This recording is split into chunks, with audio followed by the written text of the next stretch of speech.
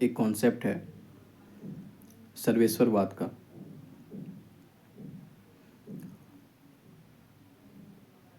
कि हर चीज में ईश्वर और हर चीज ईश्वर स्वरूप। इसको हम सिंपल रूप में समझने की कोशिश करेंगे। क्यों सर्वेश्वरवाद हर वस्तु में, हर चीज में, हर स्थिति में ईश्वर ही देखता है, या ईश्वर की का ही उसको रूप देखता है।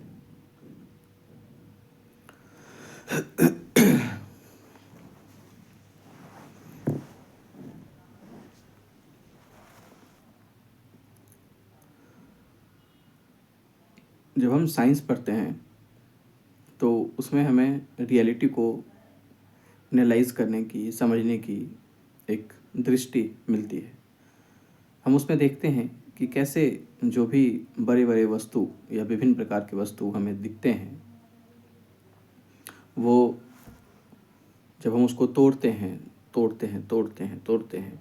तो एक ऐसी स्थिति बनती है जिसको हम परमाणु कहते हैं, एटम की स्थिति कहते हैं।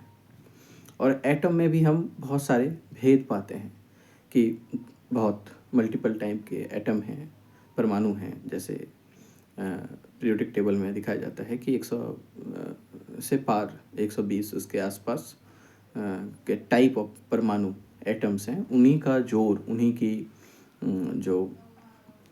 का जो मिलावट है उससे कभी किस मात्रा में, कभी किसी और मात्रा में, कभी दो अलग अलग आइटम को मिला के तो फिर उन परमाणुओं का जोड़ क्रिएट करता है मॉलिक्यूल्स को, और उससे फिर एलिमेंट्स और कंपाउंड बनते हैं। मतलब जो अगर हम मोल में देखें तो वो वही 100-120 के आसपास जो परमाणु हैं, उन्हीं का जोड़ से जितनी भी विभिन्न प्रकार की वस्तुएं, विभिन्न रंग के, विभिन्न तरीके के जो वस्तु हमें दिखाई देते हैं, वो उन्हीं का जोड़ है। उन्हीं के अलग अलग रेशियो में, जो अलग अलग अनुपात में उनका जुड़ने से वो वस्तुएं हमें ऐसी दिखाई देती हैं।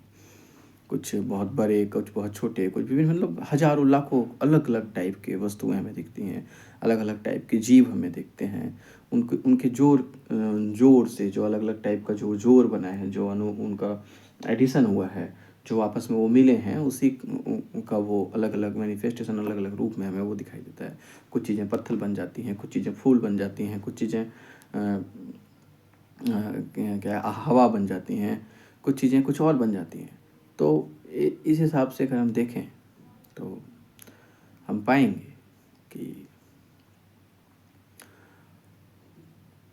क्या है, मूल क्या है, इन वस्तुओं का मूल क्या है। तो जब हम मूल को पकड़ने की कोशिश करते हैं तो एक तो हम परमाणु की स्थिति तक पहुंचते हैं, लेकिन परमाणु की स्थिति भी पुरानी स्थिति हो जाती है। एक मतलब स्थूल की ही स्थिति होती है कि यहाँ पे 100 विभिन्न या 150 विभिन्न प्रकार के परमाणु हैं। तो उन परमाणुओं में भी कौन सर्वश्रेष्ठ परमाणु है, किसको हम वो उपाधि दें कि उसको कह दें कि वो मूल है। तो हमने जब उसको और गहराई से देखा तो पाया कि परमाणु भी अलग अलग तो हैं, अलग अलग भी वो अपने आपस के जोड़ से अलग अलग बने हुए हैं। परमाणुओं में भी एक डिफ्रेंसिएशन है। पहले तो कहते थे कि परमाणु को तोड़ा नहीं जा सकता, उसको और नहीं काटा जा सकता है, वो आखिरी स्थिति है। लेकिन हमने देखा कि वो आखिरी स्थिति नहीं है। परमाणुओं को भी हम जब तोड़ते हैं तो उसमें इलेक्ट्रॉन, प्रोटॉन, न्यूट्रॉन, इसकी स्थिति बनती है। और वो स्थिति बनने के बाद भी हमने जब देखा, उसका दर्शन किया, उसका दर्शन हमने साइंस के माध्यम से किया, इंस्ट्रूमेंट बना के किए, उसको जांचा, परखा, एक अपने आँखों से, क्योंकि हम उसको नहीं देख सकते होते हैं सूक्ष्म, तो हमने उसके लिए अलग अलग इंस्ट्रूमेंट बनाए, और उन इंस्ट्रूमेंटों ने उसको मैग्नीफाई करके हमें दिखाया कि वो स्थिति ऐसी है कि उसमें भी अलग अलग जोड़ है, अलग अलग टाइप्स हैं जो जिनके मिलने से वो स्थिति बनी है, एक परमाणु बना है। और उसके ही अलग अलग टाइप के मिलने से, अलग अलग मात्रा में मिलने से, किसी में इलेक्ट्रॉन ज़्यादा है, प्रोटॉन ज़्यादा है, किसी में कम है, वो इस स्थिति ने अलग अलग परमाणुओं को बनाया। तो अब जाके चीज़ें 120 नहीं रह गई। अब चीज़ें क्या हो गई कि अब वो 3 भागों में रह गई कि इलेक्ट्रॉन है, प्रोटॉन है, न्यूट्रॉन है। इन तीनों का जो नेचर है वो अलग अलग है, और इन अलग अलग जो 3 अलग अलग नेचर की चीज़ हैं, इनके मिलने से ही सारी वस्तुओं का निर्माण होता है, सारी वस्तुएं बनती हैं, इनके अलग अलग रूप में मिलने से, अलग अलग मात्रा में मिलने से। लेकिन हमने फिर और देखा, और उसके दर्शन किए और उसके गहरे गए। वो दर्शन क्या है? साइंस के माध्यम का दर्शन है, वो बाहर का दर्शन है, वो भीतर का दर्शन नहीं है। लेकिन जब वो बाहर के दर्शन में हमने उसको पाया और मैग्नीफाई किया और उस तरीके बनाए और इंस्ट्रूमेंट बनाया, माइक्रोस्कोप बनाया और मैग्नीफाइड माइक्रोस्कोप बनाया, इलेक्ट्रॉन माइक्रोस्कोप बनाए या और तरीके के एक्सपेरिमेंट हुए, तो हमने उसको देखा कि वो जो इलेक्ट्रॉन है, प्रोटॉन है, न्यूट्रॉन है, वो भी अपने आप में आखिरी नहीं है, वो आखिरी स्थिति नहीं है कि हाँ ये तीन है और ये तीन उसके मिलने से सब कुछ हो रहा है। हमने उनके भी अंदर देखा तो देखा कि एक अलग अलग टाइप की चीज़ें उसमें जुड़ी हुई हैं। प्रोटॉन और न्यूट्रॉन और जो इलेक्ट्रॉन है उनकी भी जो स्थिति है वो किसी और सूक्ष्म चीज़ों से बन के निकली है, और वो सूक्ष्म चीज़ें अपने आप में जो इलेक्ट्रॉन को बना रहा है या प्रोटॉन को बना रहा है या न्यूट्रॉन को बना रहा है, उसमें आपस में अपने आप में सिमिलरिटीज़ है। तो जो क्वांटम मैकेनिक्स का डेवलपमेंट अभी तक है वो ये बताता है कि उसके भी गहरे, उसके भी जो अंदर के नोशंस हैं उसमें क्वार्क्स हैं, अप क्वार्क्स हैं, डाउन क्वार्क्स हैं, लेप्टॉन्स हैं, अलग अलग तरीके की चीज़ें हैं जो उनके कम्बिनेशन से वो चीज़ें बनती हैं। तो मूल जो है वो वस्तुओं का अपने आप में बहुत नहीं है, मूल कम है। मूल, और अगर हम योगिक परंपराओं में चीज़ों को देखें और जो हमारी फिलॉसफी, हमारे दर्शन बताने की कोशिश करते हैं, क्योंकि ये दर्शन साइंटिफिक नहीं है, कि ये साइंस का दर्शन नहीं है कि साइंस की इंस्ट्रूमेंट के को बना के हमने वो देखा। वो हमने अपनी खुद की चेतना में झांक के देखा कि मूल क्या है। तो मूल पाया गया कि मूल एक को आत्मन का नाम दिया गया कि वो सूक्ष्म, अति सूक्ष्म, इतना सूक्ष्म है कि वो फिर उसके सूक्ष्म कुछ नहीं हो सकता। वो एक ऐसी स्थिति है जो कोई भी ऐसी स्थिति नहीं है जिसको वो डिफाइन कर पाए, जो बाहर की स्थिति बनती है।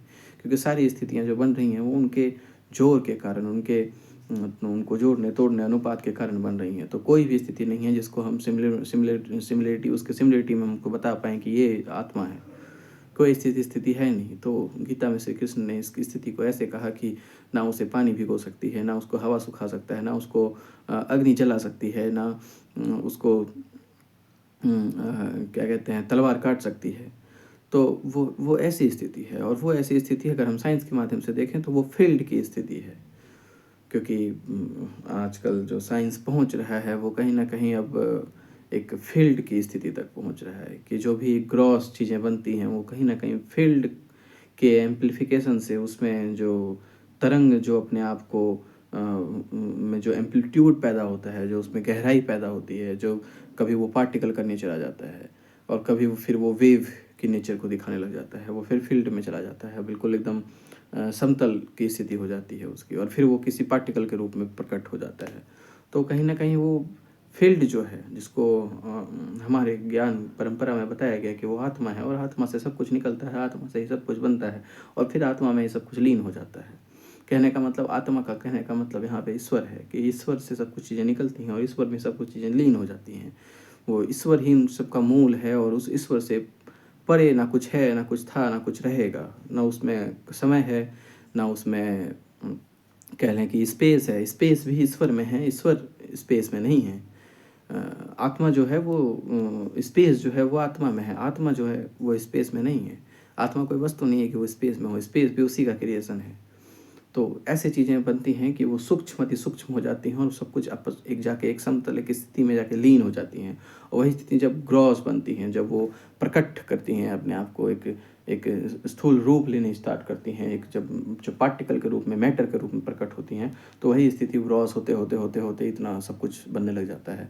और वही स्थिति को जब हम तोड़ते हैं तोड़ते हैं तोड़ते हैं तोड़ते हैं, जब उसके अंदर अंदर जाने की बात करते हैं, तो बिल्कुल हम लीन हो जाते हैं। कहीं जाके एक ऐसी स्थिति बन जाती है जहाँ सिर्फ एक अनसीएबल, अनटचेबल, अनडूएबल, अनसेएबल स्थिति है, और वो उसको हम ऐसे कह सकते हैं नॉर्मल भाषा में कि वो फील्ड है। वो एक एनर्जी है, एक ऊर्जा है जो अपने तरंग को बदलती है, और उसको उसमें बदलाव ये सारी चीज़ें प्रकट करता है। उसके जो एम्पलीट्यूड कहीं हायर हुए, कहीं लोअर हुए, कहीं समतल रहे, जो समतल रहे तो वो दिखता नहीं, जब वो हायर होते हैं तो दिखता है। और ये अब ये भी कहा जाता है कि एम्पलीट्यूड सिर्फ अपने आप को पॉजिटिव डायरेक्शन में हायर नहीं करता, वो जो फील्ड है अपने आप को निगेटिव डायरेक्शन में भी उतनी ही हायर करता है, और उसी को हम लोग निगेटिव एनर्जी का नाम देते हैं, डार्क एनर्जी। या कह लें कि डार्क एनर्जी के कारण हम डार्क मैटर का भी नाम देते, डार्क मैटर का भी कॉन्सेप्ट आता है। ये अभी फील्ड रिसर्च इसमें हो रही है। इसमें कुछ भी हम फैक्चुअली नहीं कह सकते कि वो फील्ड कैसे काम करती है, वो नेगेटिव एनर्जी क्या है, वो डार्क एनर्जी क्या है, वो डार्क मैटर क्या है। लेकिन कहा ऐसा जाता है कि जितनी ऊर्जा हमें ऊपर दिखाई देती है उतने ही अनुपात में ऊर्जा नेगेटिव भी जाती है, अंदर भी जाती है, और वो अंदर की ऊर्जा ही पॉजिटिव ऊर्जा का फाउंडेशन बेस बनाता है। तो फील्ड अपने आप को सिर्फ एक तरीके से एम्पलीफाई नहीं करता, वो उसी विपरीत स्थिति में भी खुद को एम्पलीफाई करता है, और वो विपरीत स्थिति हमें ना सेंस होती है, ना उसको हम टच कर पाते हैं, ना देख पाते हैं। तो मूल में वो फील्ड है, और वो फील्ड जो है अपने आप को एम्पलीट्यूड एम्पलीफाई करता है, और वो हमें पार्टिकल के रूप में, मैटर के रूप में दिखाई देता है। और वो जो ऊर्जा है, वो जो फील्ड है, वो सूक्ष्म अति सूक्ष्म है। वो इतना सूक्ष्म है कि उसको हम किसी भी और प्रयोजन से, किसी भी और वस्तु के एनालॉजीज के साथ, मेटाफोर के साथ या सिमिलरिटी के साथ उसको हम कंपेयर करके नहीं बता सकते कि वो ये है, वो ऐसा है, ऐसा दिखता है। तो अभी इसमें रिसर्च की संभावना अभी और है कि वो नेगेटिव एनर्जी क्या है, डार्क एनर्जी क्या है, डार्क मैटर क्या है, हम उस पर नहीं जाएंगे, हम उस पर कुछ भी फैक्चुअली नहीं कह पाएंगे, और हमें कहना भी क्यों है। बट हम ये कहना चाह रहे हैं कि एक सूक्ष्म अति सूक्ष्म की स्थिति है, और एक स्थूल और अति स्थूल की स्थिति है, जिसमें हमें पूरा ब्रह्मांड दिखता है, ब्रह्मांड की सारी वस्तुएं दिखते हैं। और सूक्ष्म अति सूक्ष्म की स्थिति में हमें फिर सब कुछ लीन होता हुआ मालूम होता है, बिल्कुल एक जगह जाके जहाँ चीज़ें ठहर गई हों, बिल्कुल बिल्कुल चीज़ें जिनका कोई भी रूप ना हो, निराकार की स्थिति बन जाती है, ऐसी स्थिति जाती है। तो हमने स्थिति यहाँ पे देखी कि जो है, जो मूल में है, वही अपने आप को स्थूल करता हुआ बड़ा रूप दिखाई देता है, और वही जब सूक्ष्म की स्थिति जाती है तो बिल्कुल एक जिसको कह लें कि अनसेएबल, अनटचेबल, अनडूएबल, जिसको आत्मा न, जिसको ना हवा सुखा सकती है, ना पानी भिगो सकती है, ना तलवार काट सकती है, ना उसको अग्नि जला सकती है, ऐसी स्थिति बनती हुई मालूम होती है। तो सर्वेश्वरवाद में यही कॉन्सेप्ट है कि जो भी वस्तुएं हैं, जो भी वस्तुएं हमें प्रकट रूप में दिखाई देती हैं, वो भी कहीं ना कहीं स्थूल होता हुआ सूक्ष्म की स्थिति है। या इसको ऐसे कह लें कि जो वस्तुएं हमें दिखाई देती हैं वो झूठ होता हुआ सच है, और जो सच है वो जब जब जब सच मतलब स्थूल रूप लेता है तो वो झूठ की स्थिति में जाता है। झूठ कहने का मतलब कि वो है लेकिन वो वास्तव में नहीं है, वास्तव में उसके कुछ और है, और हमें दिखाई कुछ और देता है। जब उसको हम देखते हैं कि और कोशिश करते हैं, और कोशिश करते हैं, और कोशिश करते हैं, तो उसमें सूक्ष्म अति सूक्ष्म हम चले जाते हैं। तो झूठ होता हुआ सच या स्थूल होता हुआ सूक्ष्म, ये प्रकृति है, ये सारी सृष्टि है, ये सारा मैटर है, ये सारा प्रयोजन है, ये वस्तु है, और ये मेरे हाथ हैं। और जब इसी में हम गहरे जाते हैं तो सच होता हुआ झूठ, जो झूठ है, ये स्थिति, ये इसको हम जब तोड़ते हैं, देखते हैं, तो वो हम इसके सूक्ष्म जाते हैं। तो सच होता हुआ झूठ मतलब ये है तो, लेकिन वास्तव में ये नहीं है जो हमें ये दिख रहा है, जो हमें महसूस हो रहा है, जो हम इसको फील कर पा रहे हैं। ये झूठ है, क्योंकि ये बदलता है, ये टूटता है, ये बिखरता है, ये गिरता है, ये इसके फॉर्म बदलते हैं, इसको अभी कुछ है, कुछ इसको तोड़ के कुछ और बनाया जा सकता है। तो ये इसलिए ये झूठ है, क्योंकि ये इटर्नल नहीं है, ये हमेशा नहीं है, ये हमेशा नहीं था, ये हमेशा नहीं रहेगा, इसके फॉर्म बदल जाएंगे।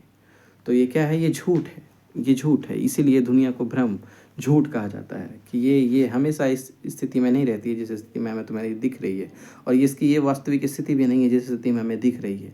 ये एक रूप है जिसने ये लिया है।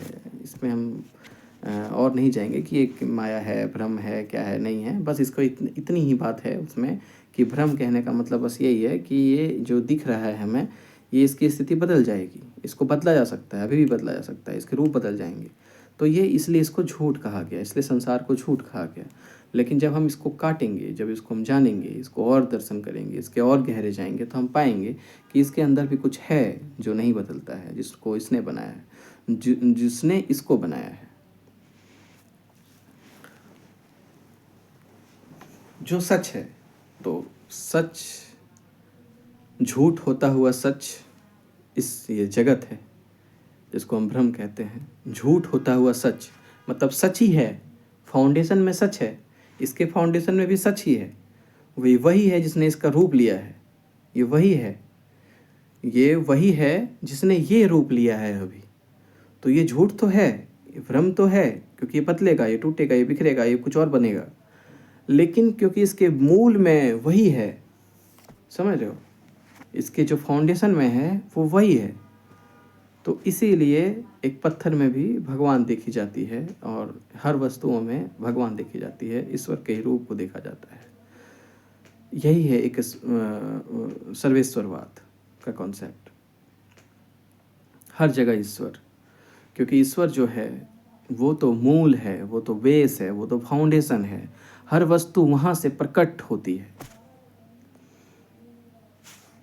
तो क्योंकि ये तो बदल जाएगा लेकिन इसका मूल नहीं बदलेगा, इसका फॉर्म तो बदल जाएगा लेकिन जो जिसने उसे बनाया है वो एज इट इज़ रहेगा। इसको हम कभी भी डिस्ट्रॉय नहीं कर पाएंगे, इसकी एनर्जी को हम कभी डिस्ट्रॉय नहीं कर पाएंगे। इसको हम पूरे पिघला के वेपोराइज भी कर दें तो भी जो ऊर्जा है वो किसी और रूप में प्रकट हो जाएगी, किसी और रूप में चली जाएगी, कुछ और रूप ले लेगी वो ऊर्जा, समझ रहे हो। इसको हमने अगर पिघला दिया, पिघला के फिर उसको वेपराइज कर दिया, ये पूरी इतनी टेम्परेचर दी कि ये पूरा उड़ गया, बिल्कुल समझ लो ख़त्म हो गया, बिल्कुल वाष्प बन गया, तो भी वो उसने फॉर्म बदला, उसकी स्थिति बदली, मूल जो है वो अभी भी उस किसी न किसी स्थिति में रहेगा और कभी ना कभी वो प्रकट होने की संभावना रखता है। किसी और स्थिति जब उसको मिलेगी तो वो प्रकट हो जाएगा किसी और रूप में, उसने मैटर का रूप ले लेगा, समझ रहे हो। तो झूठ होता हुआ सच ये जगत है, और क्योंकि जगत भी अपने आप में कंप्लीट झूठ नहीं है, उसके फाउंडेशन में भी सच ही है, सच के कारण ही वो झूठ बना है, वो स्थूल हुई है घटना। तो इसीलिए हर वस्तु में ईश्वर का रूप देखा जाता है। और ईश्वर क्या है, वास्तविक ईश्वर क्या है, आत्मा क्या है, समझ रहे हो, वो आत्मा क्या है, वास्तविक क्या है, असली क्या है। तो असली क्या है, सच होता हुआ झूठ। जब इसी को तुम गहराई से देखने लग जाओ तो ये तो अभी झूठ है, लेकिन जब इसको तुम गहराई से देखने लग जाओ तो इसमें तुम्हें सच्चाई दिखने लग जाएगी, सच्चाई दिखने लग जाएगी, सच्चाई दिखने लग जाएगी, इसकी सच्चाई दिखने लग जाएगी। तो सच होता हुआ झूठ आत्मा है और झूठ होता हुआ सच जगत है, ये स्थिति है, ये हम हैं, तुम हो, ये पूरी प्रकृति है, पूरा सृष्टि है, ये पूरा ब्रह्मांड है। क्या, झूठ होता हुआ सच। फाउंडेशन में क्या है उनके, सच है, लेकिन वो स्थूल रूप क्योंकि उसने लिया है, अपने आप को छोड़ा है, तोड़ा है, तो वो झूठ है, क्योंकि वो बदलता रहता है, बदलता रहता है, बदलता रहता है, वो एक जैसा नहीं रहेगा, वो इटर्नल एक जैसा नहीं रहेगा। तो झूठ होता हुआ सच ये स्थिति है, ये जगत है, ये सृष्टि है। और सच होता हुआ झूठ, जब तुम जगत को ही ध्यान से देखने लग जाओ, इसका तुम दर्शन करने लग जाओ, इसको तुम गहराई से जानने की कोशिश करने लग जाओ, तो तुम्हें हर जगह, हर वस्तु में, हर स्थिति में वो सच की अनुभूति होने लग जाएगी, जो सच है, जो हर स्थिति में है, हर परिस्थिति में है, कल भी था, आज भी है, हमेशा रहेगा। कह लें कि टाइम जो है, जो कॉन्सेप्ट ऑफ टाइम है, हम कहते हैं महाकाल, महाकाल, काल से परे की स्थिति है वो हमारे लिए टाइम ऐसा है कि कल था, आज है और कल रहेगा। उसके लिए ना कल था, ना आज है, ना आज कल रहेगा, उसकी स्थिति बस है, होने की स्थिति है, वो बस उसके फॉर्म बदलते रहते हैं, ये ऐसे से ऐसे से ऐसे से फाउंडेशन में बिल्कुल वो एक जैसा बना हुआ रहता है। उसके लिए कोई समय की अनुभूति ही नहीं है कि वो समय पास हो रहा है, कल होगा, कल होगा। तो बस वही है, उसके होने के सिवा ना कुछ है, ना उसके होने के सिवा कुछ था, ना उसके होने के सिवा कुछ और होगा, बस वही है, फाउंडेशन में वही है, वही ईश्वर है, वही आत्मा है, वही ब्रह्म है, जो कह लो। तो इसी का दर्शन जब हमें होता है तो उन जिन्होंने भी सर्वेश्वरवाद का कॉन्सेप्ट दिया, जो सिर्फ ब्रह्म का कॉन्सेप्ट दिया कि ब्रह्म ही है, जो आत्मा भी ब्रह्म ही है, जगत भी ब्रह्म का ही रूप है, ब्रह्म ही है कह लो, उन्होंने ये भेद करना भी छोड़ दिया कि जगत है और ब्रह्म कुछ और है। जगत जो है जैसी उसकी स्थिति है वही ब्रह्म है, वही ब्रह्म है। ऐसा नहीं कि उसने ऐसा रूप ले लिया, वही है, वही प्रकट हो रहा है, वही फिर अनमैनिफेस्ट हो जाएगा, अप्रकट हो जाएगा, फिर प्रकट हो जाएगा। लेकिन वो जो मूल है वो वैसा ही है, वैसा ही है, अभी भी है, कल भी था, कल भी रहेगा। इसीलिए सर्वेश्वरवाद, उनको हर वस्तु, हर स्थिति, हर जगह, उसके लिए टाइम कह लें कि जब ऐसे ज्ञानी होते हैं, जो ऐसे ऋषि होते हैं, उनके लिए भी समय का जो कॉन्सेप्ट है वो कहीं न कहीं बिल्कुल स्थिर हो जाता है। समय उनके लिए भी नहीं बदलता। वो समय के परे देखने की स्थिति हो जाती है। समय समय में नहीं रहते वो। क्योंकि समय तो हमारी मन की बनाई गई धारणा है ना, वो स्थूल रूप जो है उसने समय को जन्म दिया है। जो झूठ होता हुआ जो सच है, उसने समय की स्थिति बनाई है। लेकिन जब झूठ सच होने लग जाता है, सच होता हुआ जब झूठ की स्थिति बनने लग जाती है, सच होता हुआ झूठ, जब तुम अपने मन में ही ग्रॉस से और सटल जा जाते हो, तुम भी तो कहीं न कहीं तुम्हारी जो दृष्टि होती है, वो समय से परे देखने की स्थिति हो जाती है और फिर तुम्हें वो बदलाव वो दिखता है, लेकिन वो जो बेस में है, जो फाउंडेशन में है, जो बैकग्राउंड में है, वो तुम्हें हमेशा बिना बदला हुआ दिखता है। यही परमार्थिक दृष्टि है कि सिर्फ ब्रह्म है, वो ब्रह्म ही है, उसी में सारे क्रियाकलाप चल रहे हैं। वो ऐसे कभी ऐसे, कभी ऐसे, कभी ऐसे, कभी ऐसे वो हो रहा है। स्थिति उसकी ऐसी है, जस की तस बनी हुई है। उसको कोई ना छू सकता है, ना उसको देख सकता है, ना उसको जज कर सकता है। हमारी जो मतलब कहने का मतलब है कि जो हमारी इंद्रियां हैं वो उसको जानने में असमर्थ हैं, क्योंकि इंद्रियां भी बाद की स्थिति है, वो भी प्रकट हुई स्थिति है, वो उनके माध्यम से वो कुछ जान रहा है। लेकिन हमारी बुद्धि जो है, वो मन जो है, वो इंद्रियों से सूक्ष्म है और बुद्धि से भी सूक्ष्म कह लें कि प्रज्ञा की स्थिति है, जो बुद्धि के पार बुद्धि के पार की जो स्थिति होती है। और वो बुद्धि के पार की स्थिति जो होती है, वो उस आत्म को महसूस कर पाती है, क्योंकि आत्म में रहने की स्थिति हो जाती है, वो आत्म हो जाने की स्थिति हो जाती है। फिर उस आत्म को इंद्रियों के माध्यम से प्रकट नहीं किया जा सकता कि देखो ये है आत्मा, इसको तुम देख लो, ऐसे होता है आत्मा। आत्म हो जाने की स्थिति है, आत्मनिष्ठ हो जाने की स्थिति है, होने की स्थिति है वो। जब मन से भी तुम परे परे जाते हो ध्यान में, या फिर जब तुम जगत को ऐसे देखने लग जाते हो, जब तुम इससे परे बुद्धि की स्थिति से भी परे जाने लगते हो, जो इंटेलेक्ट है, जो हमारा सो कॉल्ड फॉर्म्ड इंटेलेक्ट है, महत है, उससे भी जब तुम परे जाने लग जाते हो, तो तुम्हें फिर वो एहसास, वो तुम्हारा स्वभाव बन जाता है कि तुम उसको उसमें जीने लग जाते हो। फिर तुम उसको इंद्रियों के माध्यम से प्रकट नहीं कर पाओगे। कैसे कर पाओगे? क्योंकि इंद्रियां जो हैं बाद का झूठ होता हुआ सच है। और जब झूठ सच की ओर जाने लग जाता है, तो उसका जो बाहर का जो स्ट्रक्चर है, वो कहीं धूमिल होने लग जाता है, फेड होने लग जाता है। उसको वो दर्शा ही नहीं सकते। साइंस में भी इसको हम ऐसे कह सकते हैं कि जो साइंस के जो इंस्ट्रूमेंट होते हैं, जो उसके एक्सपेरिमेंट के तरीके होते हैं, उसमें भी क्या होता है कि जो हमें हमारी जो इंद्रियां कैपेबल नहीं होती देखने की, वो उसको मैग्नीफाई करता है। जो इंस्ट्रूमेंट है उसको और मैग्नीफाई कर दिया, उसको और छोटे करके दिखा दिया। वो भी झूठ से सच जाने की स्थिति है, लेकिन क्योंकि वो जो स्थिति बन रही है साइंस में, जो इंस्ट्रूमेंट बन रहे हैं साइंस में, कहीं ना कहीं वो भी इंद्रियों को ही मैग्नीफाई करने की स्थिति है। और किसी वस्तु के द्वारा है तो भी वो उसको गहराई, उसके अंतिम स्थिति को नहीं देख पाएगा, नहीं देख सकता। कुछ ना कुछ हमेशा छूटा हुआ मालूम होगा, छूटा ही रहेगा और हम उसको दर्शन नहीं कर पाएंगे। दर्शन करने की जो स्थिति बनती है वो खुद के अंदर ही बनती है, क्योंकि तुम जो हो वो सबसे मूल है इस प्रकृति का, इस सृष्टि का। जो तुम देख रहे हो, जितनी भी सारी चीज़ें तुम महसूस कर रहे हो, उन सब के मूल में, उस सब के फाउंडेशन में तुम हो। तो तुम्हारी द्वारा बनाई गई कोई भी वस्तु तुम तक नहीं पहुंच सकती। तुम कहने का मतलब वो आत्म तक नहीं पहुंच सकती, क्योंकि वो कहीं ना कहीं स्थूल हैं। वो झूठ होता हुआ सच ही तुमको सच को दिखाने की कोशिश कर रहा है। तो वो अपनी उसकी एक लिमिटेशन, उसकी लिमिटेशन क्या है? तुम्हारे बनाए गए इंस्ट्रूमेंट की लिमिटेशन है। और तुम्हारे बनाए गए इंस्ट्रूमेंट कितने भी व्यापक हो जाएं, कितने भी व्यापक हो जाएं, वो उसको नहीं जान पाएंगे जो अंतिम है, जो अंतिम ऊर्जा की स्थिति है। जो अभी अभी हम कहते हैं ना कि लार्ज हाइड्रोन कोलाइडर जो प्रोटॉन की स्थिति को देख रहा था, जो प्रोटॉन को टकरा के उसकी स्थिति जो बन रही थी, वेव, जो उसका हिग्स बोसन पार्टिकल जो बन रहे थे, उसको घोस्ट पार्टिकल जो भी कह लें, उसको जो देखने की कोशिश की जा रही थी, तो उसमें पाया गया कि हम वहाँ तक तो देखे 12 किलोमीटर का वो रेडियस में जो वो बना है लार्ज हाइड्रोन कोलाइडर, उसकी स्थिति, उसने उतना ऊर्जा, इतनी स्पीड बनाई कि वो हम उस हिग्स बोसन पार्टिकल को देख लें। लेकिन हम ग्रेविटेशनल फील्ड, जिस ग्रेविटेशनल फील्ड की बात चलती है कि ये जो ग्रेविटेशन है वो भी एक फील्ड है, समझ रहे हो? एक फील्ड है। जो साइंस में जो तुम गहरे जाते हो तो हर चीज़ एक फील्ड के रूप में मालूम होने लगती है। वो ये ऊर्जा, ये मैटर, ये अपना रूप खोने लग जाते हैं, वो फील्ड मालूम हो जाता है।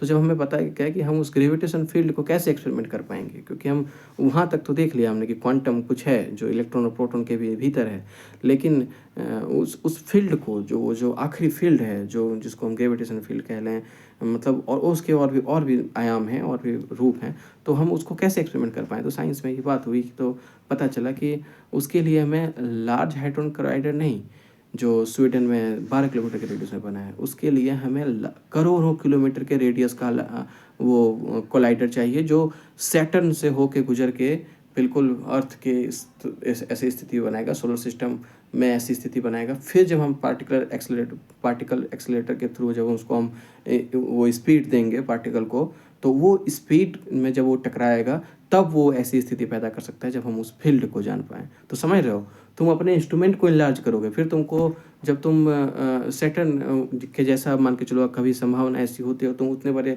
लार्ज हाइड्रोजन कोलाइडर को बना लेते हो, पार्टिकल एक्सेलरेटर को बना लेते हो, तो भी तुम्हें वहाँ पे एक कमी महसूस होगी कि उसके जो भीतर के जो फील्ड हैं और भी जो गहरा है उसको देखने के लिए तुम्हें पूरे सोलर सिस्टम इतना ऊर्जा चाहिए। तो उतनी फिर तुम्हें गैलेक्सी टाइप की ऊर्जा चाहिए होगी, क्योंकि जो वो आखिरी है, वो आखिरी की स्थिति बनाने के लिए तुम्हें पूरा आखिरी ही होना होगा।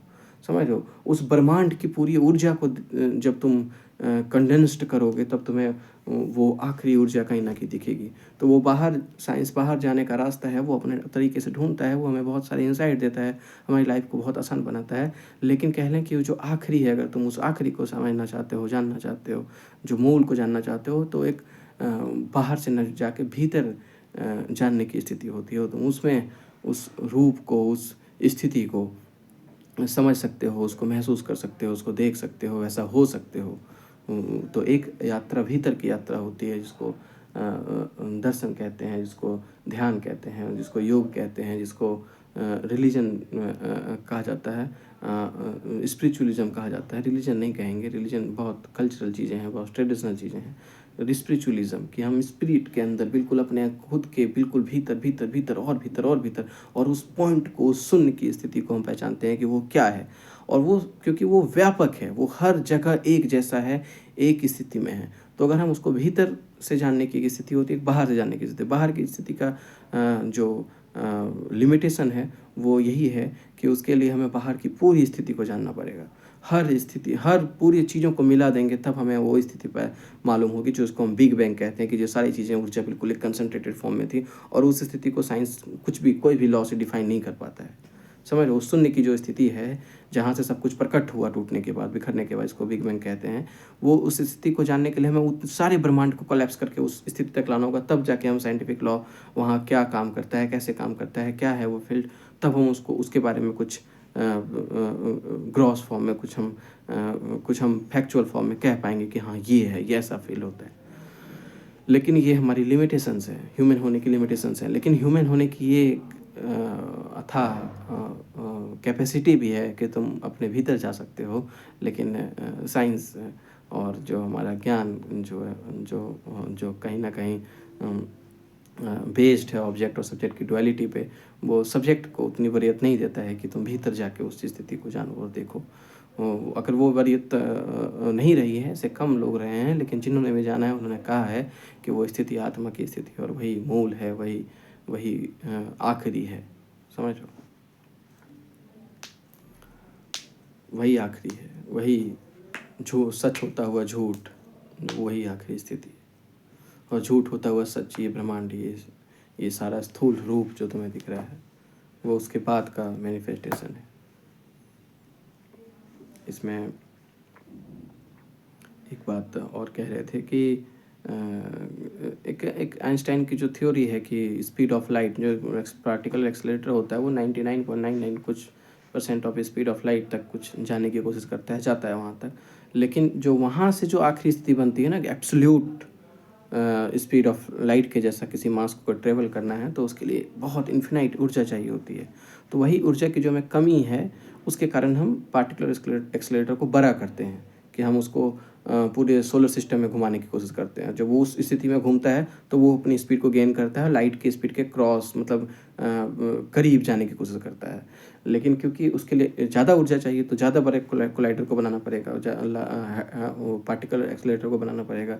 तो उसी तरह जब हम एब्सोल्यूट जो फिनोमेना घट रही है, जिसको आइंस्टाइन के थ्योरी में कहा जाता है कि एब्सोल्यूट जो स्पीड है वो स्पीड ऑफ लाइट है, जहाँ पे टाइम बिल्कुल ठहर जाता है, रुक जाता है। वो पूरी जो पूरी पूरा जो अस्तित्व है, जो पूरा ब्रह्मांड है, बिल्कुल कोलैप्स करके बिल्कुल ऐसे जीरो की स्थिति में आ जाता है। फिर क्योंकि जो लाइट है इसके बारे में हम कभी बाद में बात करेंगे, क्योंकि लाइट जो है वो उसके लिए समय पार ही नहीं होता। तो समय के लिए डिस्टेंस का होना ज़रूरी है ना, कि तुम डिस्टेंस पार कर रहे हैं तो हम कह रहे हैं कि यहाँ से वहाँ जाने में जो समय लगा तो उसको हम कुछ सेकंड कुछ वो कहते हैं, लेकिन उसके लिए कोई डिस्टेंस ही नहीं है। उसके लिए जब जैसे तुम थ्योरी ऑफ रिलेटिविटी पढ़ते हो तो तुम्हें पता है, जैसे तुम स्पीड ऑफ लाइट के करीब पहुँचने लगते हो तो वो जो दूरी है ना, जो तुम्हें यहाँ से मार्स का दूरी मिल रहा है ना कि 1 करोड़ किलोमीटर है, तो इस गति से जाएंगे तो इतने दिन में पहुँच जाएंगे। तो जब तुम लाइट की स्पीड से जाओगे तो तुम यहाँ से निकलोगे और तुम मार्स पहुँच जाओगे, क्योंकि वो दूरी जो है वो बिल्कुल कोलैप्स कर गई, वो टाइम कोलैप्स कर गया। तो तुम यहाँ लाइट के लिए कोई टाइम होता ही नहीं कि उसको यहाँ से निकलना पड़ा और उसको जाते वो कहीं पहुँचेगा। उसकी जो गति होती है वो बिल्कुल टाइमलेस होती है, कि यहाँ से निकला और वो वहाँ पहुँचा, उसको कोई एहसास नहीं है टाइम का कि टाइम बीता है इतने लाइट ईयर। वो हमारे कॉन्सेप्ट है कि इतने लाइट ईयर में टाइम ट्रेवल करके वो चीज़ यहाँ पहुँचेगी।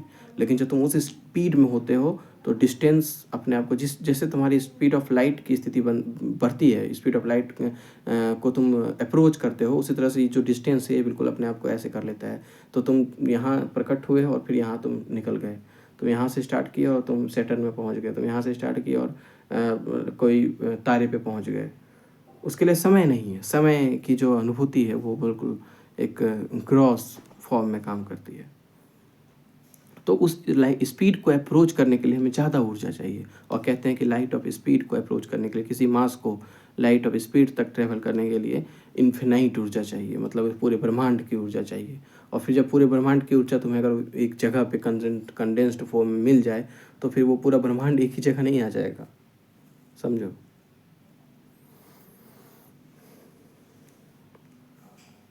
फिर ये जो टाइम और डिस्टेंस का जो रूल है वो बिल्कुल कोलैप्स नहीं कर जाएगा, बिल्कुल एक ऐसी स्थिति नहीं बन जाएगी जिसमें कि सिर्फ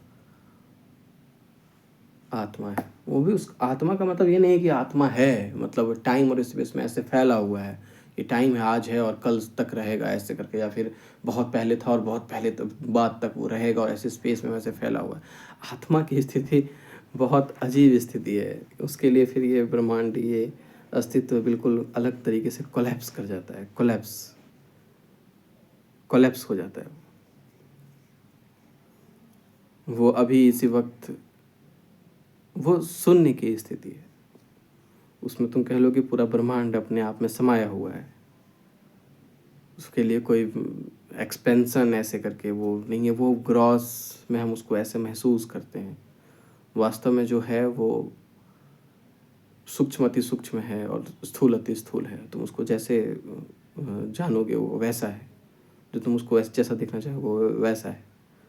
वास्तव में जो वो है उसके लिए ना टाइम है ना वो स्पेस का बाउंड्री है, वो बस है ऐसे करके, बिल्कुल है, समझ लो। फिर बाद में बात करेंगे।